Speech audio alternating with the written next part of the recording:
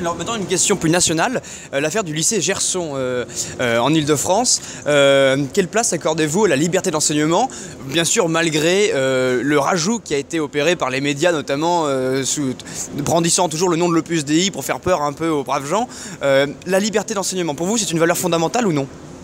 Oui, bien sûr, mais je dois vous avouer que je suis tout à fait ignorant de cette affaire. En revanche, ça m'intéresse parce que j'ai passé tout mon enseignement primaire à l'école Gerson et ma classe de 6e aussi à Gerson. Voilà. Alors, pour faire rapide, c'est des parents apparemment qui n'avaient pas compris qu'ils étaient dans un établissement catholique qui ont rouspété contre l'intervention de personnes d'Alliance Vita qui critiquaient bien sûr l'avortement et la promotion de l'IVG.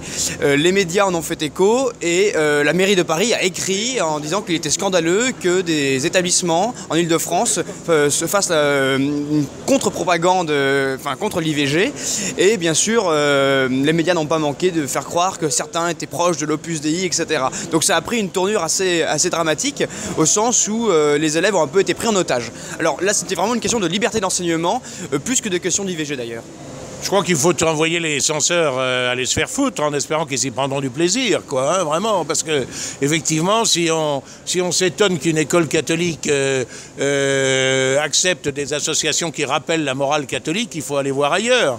Indiscutablement, voilà, ça me paraît tout à fait évident. Mais là, on touche bien à l'aspect faussement neutre de, je ne dirais pas de la laïcité, mais d'un certain laïcisme prôné par la gauche et qui prend en otage, y compris des établissements catholiques, par le biais, effectivement, des écoles sous contrat.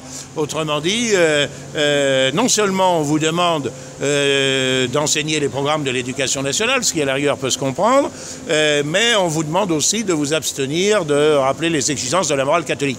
Alors la gauche, elle, et en particulier M. Peillon, que j'aurai à affronter au cours de cette campagne européenne, ne se gêne absolument pas, puisqu'il y a une circulaire de Peillon au recteur qui dit que le gouvernement compte sur l'école et sur l'enseignement public pour changer les mentalités.